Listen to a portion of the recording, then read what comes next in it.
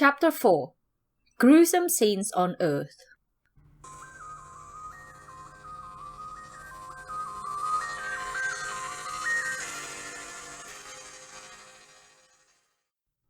The Truemaker felt concerned as she tried to decipher the feelings she experienced while inhabiting Gaia's body. Despite having food, beverages, and comforts adapted to human preferences, she felt how her sadness worsened. While Truemaker could always return to her ethereal form, she wanted to know why she felt depressed while inhabiting Gaia's body. Gaia was destined to save her and the Milky Way galaxy from an unknown evil in the millennia to come. However, Truemaker couldn't comprehend how such an unremarkable creature could impact the future. Truemaker studied a group of humans through her omniscience. Humans lived in small communal groups, leading a nomadic lifestyle on Earth. Perhaps Gaia felt depressed because she was alone, which conflicted with her human needs. But how would she test this hypothesis? It wasn't suitable for Truemaker to involve herself in human development, as it was a breach of her role as a passive force in the galaxy. Truemaker used her premonitory powers to find a solution. She found a tribe in Africa that would die in a sandstorm in 3 days. By interacting with this tribe, Gaia would experience human interaction without changing the timeline. Having made up her mind, Truemaker teleported Gaia to Lake Turkana in Kenya in 69,200 BC.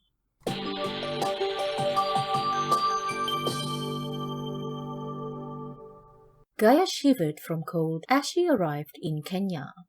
Despite being close to the equator, the skies were grey, the landscape arid, and the winds freezing. Gaia felt confused. She knew that she was in Kenya, the birthplace of humanity. Yet, how could the home of her species be such a horrible place? Gaia walked through the depressing landscape where the carrion-eaters were having a field day, unaware that the good times wouldn't last.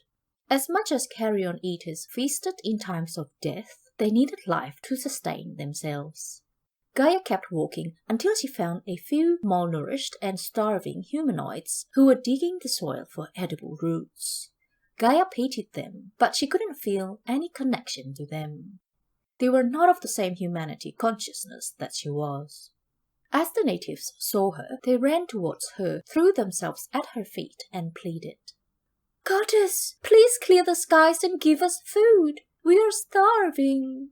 "What is happening here?" Gaia transmitted to Truemaker. "I wanted you to see your species. I understand that you have been lonely," Truemaker replied. "But why are they starving? What is happening?" Gaia asked.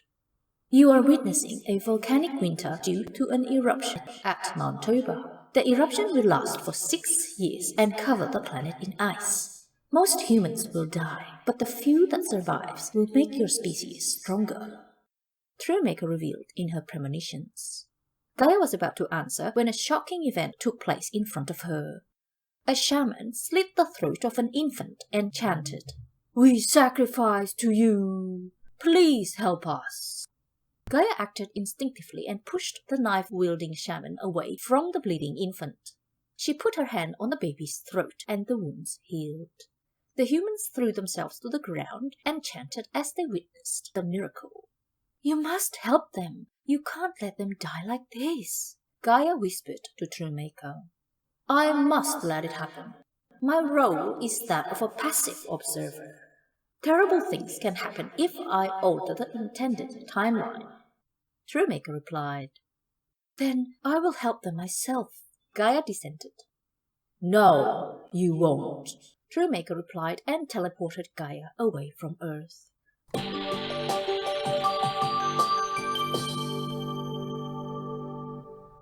"Why did you show me this? What do you want?" Gaia cried as she was back in the exquisite palace Truemaker had created for her in the divine dimension. "I showed you the fate that had befallen humanity in every iteration of the Milky Way galaxy. Countless times, your branch of humanity has gone extinct because of the ice age caused by the Mount Toba eruption. Starving and desperate, they slit the throats of their newborns in last-ditch attempts to plead to higher powers for redemption. It's the cruelty of human nature," Truemaker stated.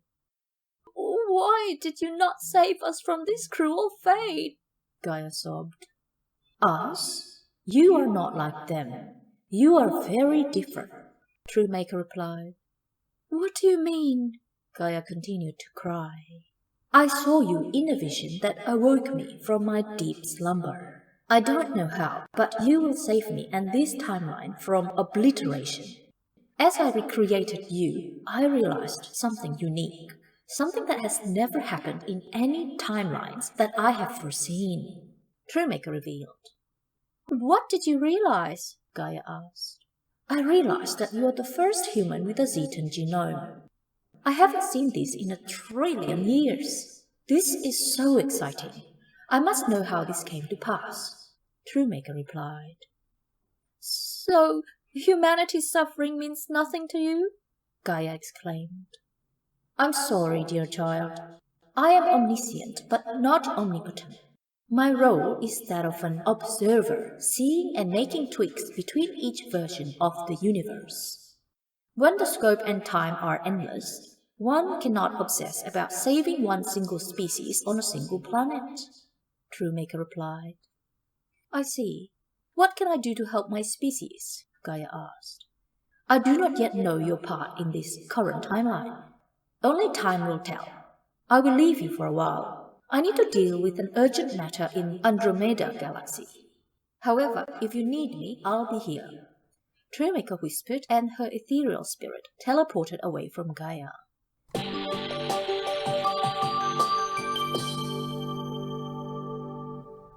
Gaia picked up a vine of grapes and got seated in a hot bath while munching on a delicious grape. Despite having a beautiful house, delicious food, and all the comforts in the divine dimension, she felt unhappy knowing that her fellow humans were suffering on Earth. However, she could do nothing about it, so she had to trust in Truemaker's visions that everything would turn out for the best. Unconvinced by her decision, Gaia leaned back into the bath, closed her eyes, tried to forget the horrific events she had witnessed on Earth just moments earlier, and dozed to sleep like an innocent child.